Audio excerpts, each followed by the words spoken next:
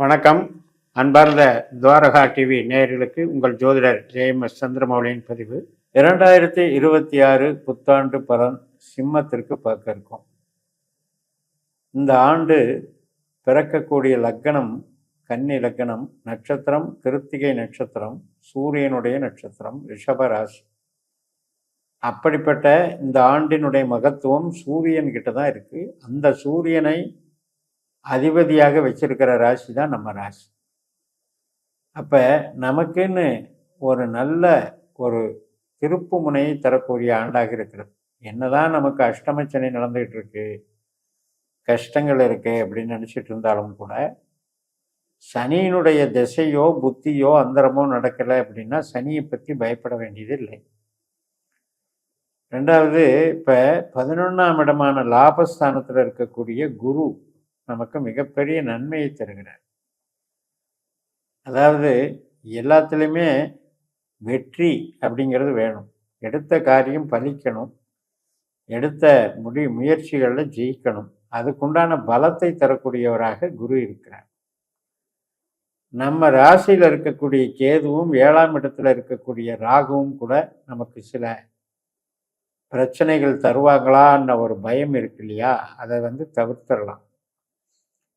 காரணம் என்ன அப்படின்னா, அவங்க சொந்த நட்சத்திரத்துக்கு வரப்போகிறாங்க. ராகுனுடைய சதய நட்சத்திரத்திலையும் கேது மக நட்சத்திரத்திலையும் வரப்போகிறாங்க.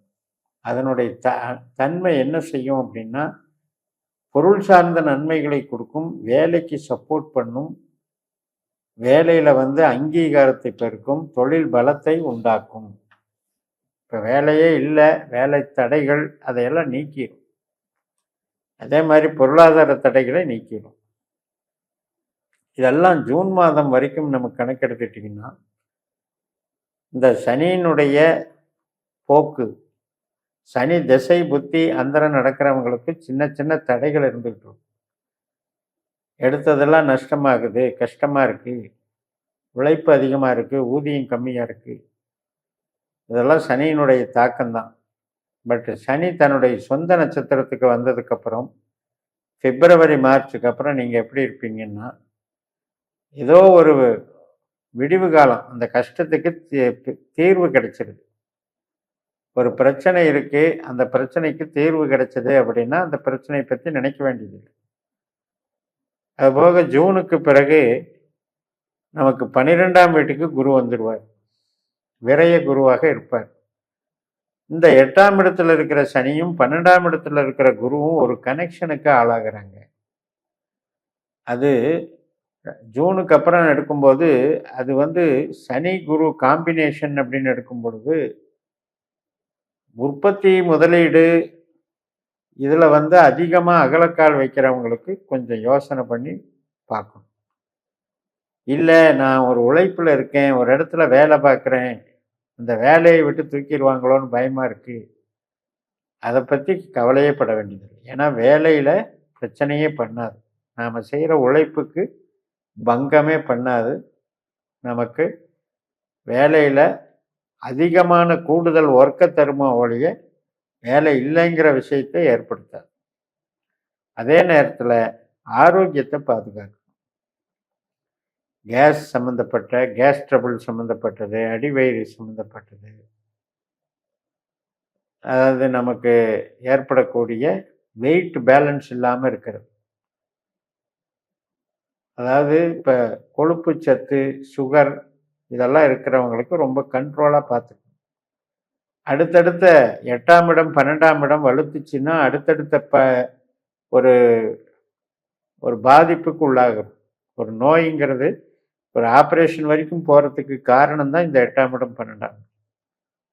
அதனால் அதில் நோய்வாய்ப்பட்டவர்கள் கவனம் செலுத்தணும், கடன் பிரச்சனையில் இருக்கிறவங்க கவனம் செலுத்தணும், அதிகப்படுத்திக்க கூடாது. ஆனால் ஜூன் மாதத்துக்கு முன்னால் சில ஆதாயங்கள் கிடைக்கிறத பயன்படுத்தி இதையெல்லாம் செட்ரைட் பண்ணிவிட்டு அதுக்கு மேலே நம்ம கடனை வாங்காமல் இருக்கணுங்கிற மாதிரி நீங்கள் முடிவுக்கு வந்துடும். அந்த மாதிரி வரும்போது ஒரே இடத்துல நம்ம செய்கிற வேலையை செஞ்சிட்ருப்போம் அப்படின்ற கான்செப்ட் எடுக்கும்போது உங்களுக்கு பாதிக்கவே செய்யாது. உழைப்புக்கு பக்கபலமாக இருப்பவர் தான் சனி. அந்த சனியினுடைய நட்சத்திரத்திலேயே குருவும் வரக்கூடிய காலம். அதனால நிச்சயமா இது ஒரு விபரீதமாக ஒரு ராஜயோகத்தையே கொடுக்கும். அதாவது கெட்டது நடக்காம நல்லது நடந்தாலே அது யோகம்தான். கெட்டது நடந்துருமோ அப்படின்ற பயத்துல இருக்கவங்களுக்கு திடீர்னு ஒரு நல்லது நடந்தாலே அது யோகம். ஸோ அந்த வகையில் நமக்கு சனி திசையோ குரு திசையோ இருக்கவங்க கொஞ்சம் பார்த்துக்கணும்.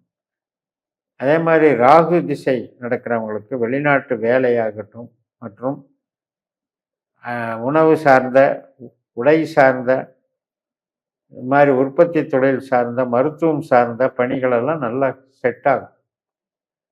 அதனுடைய தாக்கம் நல்லா இருக்கும். நம்ம ராசியில் இருக்கிற கேது தன்னுடைய கேது நட்சத்திரத்துக்கே மகத்துக்கு வந்துடுவார். அதனால என்னன்னா ஆன்மீக நாட்டம் அதிகரிக்கும்.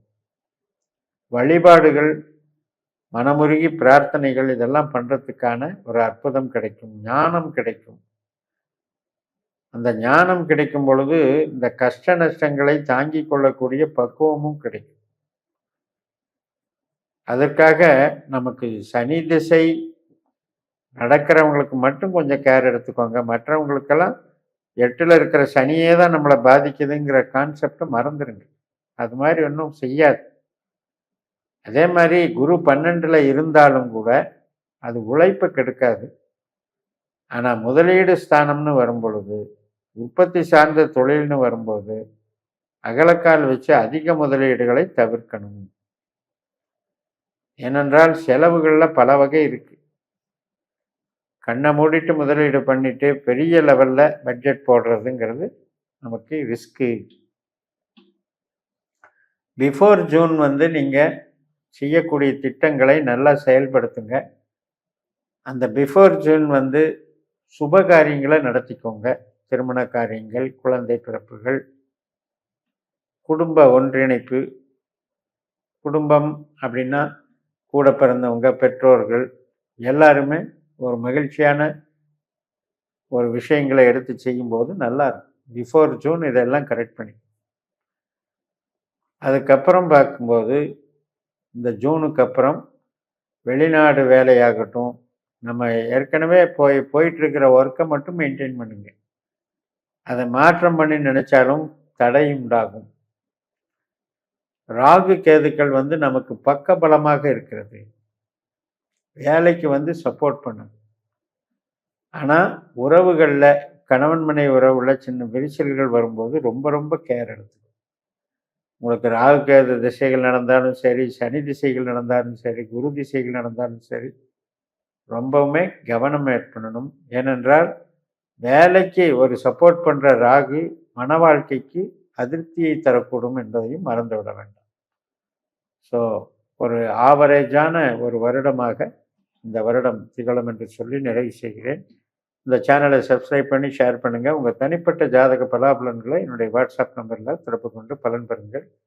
உங்களிடமிருந்து விடைபெறுகிறேன். உங்கள் ஜெயம்எஸ். நன்றி, வணக்கம்.